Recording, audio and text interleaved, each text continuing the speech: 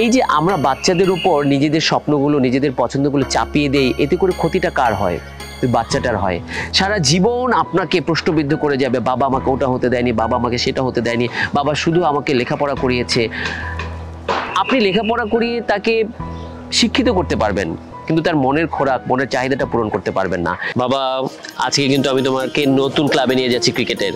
তোমাকে খুব ভালোভাবে বোলিং করতে হবে, ভালো ব্যাটিং করতে হবে, এবং ইনস্ট্রাক্টররা যা যা বলবে তা ফলো করবে। তাহলে কি হবে?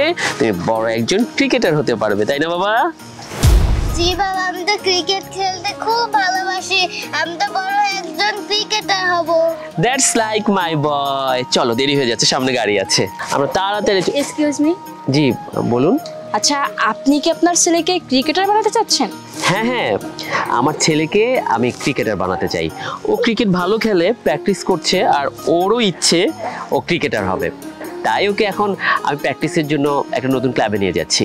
এখন তোর পড়ালেখা করার বয়স, আর আপনি যদি ওকে এখন পড়ালেখা না করিয়ে খেলাধুলায় ব্যস্ত করে দিন, তাহলে তো ভালো রেজাল্ট করতে পারবে না, তো ফার্স্ট হতে পারবে না। তো আমার মনে হয় কি, ওকে এখন খেলাধুলার পিছনে না লাগিয়ে দিয়ে ওকে এখন পড়ালেখা করানো উচিত। আপনি দুজন টিচার রেখে ওকে ভালো করে লেখাপড়া করান, তার তো ক্লাসে ফার্স্ট হবে। আপনি সমাজে গলা উঁচু করে সবার সাথে কথা বলতে পারবেন যে আপনার ছেলে ক্লাসে ফার্স্ট হয়েছে। দেখুন, আপনার ফিলোসফি আমার ফিলোসফি এক নয়। আমার খুব ইচ্ছে ছিল আমি একজন অভিনেতা হব। ছোটবেলা থেকেই খুব ইচ্ছে ছিল অভিনয় করব, আমাকে মানুষ দেখবে, মানুষ চিনবে, মানুষ জানবে, আমার খুব ফেম হবে। কিন্তু আমার বাবা সেটা হতে দেয়নি। আমাদের সব টিপিক্যাল বাবা মায়ের একটা ধারণা থাকে যে সন্তানরা বড় হয়ে হয় ডাক্তার হবে, না হয় ইঞ্জিনিয়ার হবে। কিন্তু সন্তান যে আসলে কি হতে চায় সেটা বাবা মা বুঝতেই চায় না। বাবা মারা তাদের নিজেদের স্বপ্নটা সন্তানদের দিয়ে পূরণ করিয়ে নিতে চায়, কিন্তু একটি বার ওই সন্তানের স্বপ্ন যে কি সেটা তারা জানতে চায় না।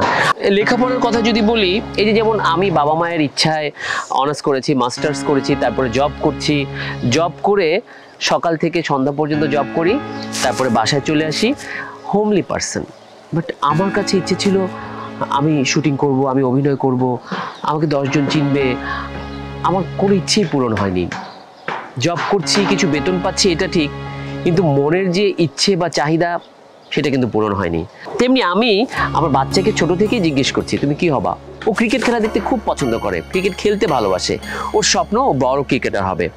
তাই আমি ছোট থেকেই ওর সেই স্বপ্নটাকে পূরণ করার চেষ্টা করছি।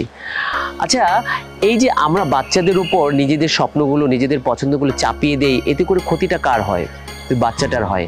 সারা জীবন আপনাকে প্রশ্নবিদ্ধ করে যাবে, বাবা আমাকে ওটা হতে দেয়নি, বাবা আমাকে সেটা হতে দেয়নি, বাবা শুধু আমাকে লেখাপড়া করিয়েছে। আপনি লেখাপড়া করিয়ে তাকে শিক্ষিত করতে পারবেন, কিন্তু তার মনের খোরাক, মনের চাহিদাটা পূরণ করতে পারবেন না। সেক্ষেত্রে সে সারা জীবন বাধ্য হয়ে ওই কাজটা করবে যেই কাজটা আপনি তাকে শিখিয়েছেন। এতে করে তার মেধার বিকাশ ততটা হবে না।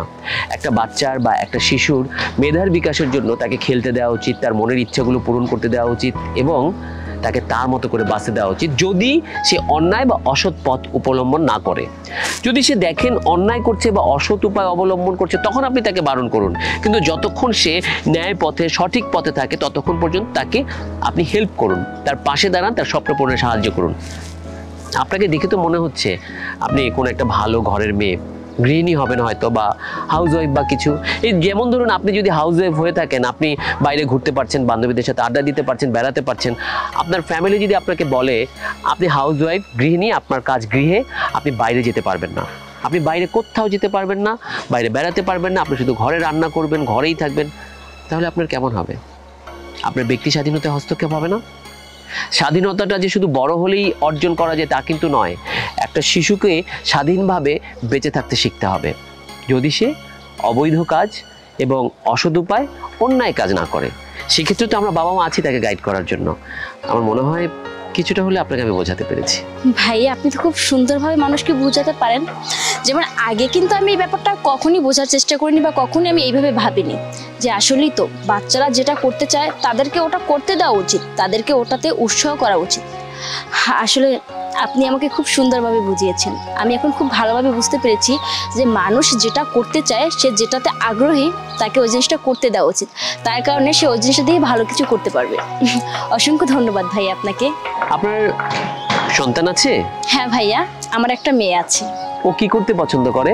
ও খুব ছবি আঁকতে পছন্দ করে, ও খুব সুন্দর ছবি আঁকে, যেটা আপনার দেখলে বিশ্বাসই হবে না যেটা ও এঁকেছে। ঠিক আছে, ওকে পড়ালেখার পাশাপাশি অবশ্যই ছবি আঁকার দিকে আপনি হেল্প করবেন। প্রয়োজন ওকে কোনো একটা ছবি আঁকার একাডেমিতে ভর্তি করে দিতে পারেন, এতে করে তার ছবি আঁকাটাও শেখা হবে, তার মেধা বিকাশও ঘটবে। হ্যাঁ ভাইয়া, অবশ্যই। থ্যাংক ইউ ভাইয়া। You are most welcome. আসি, চলো বাবা।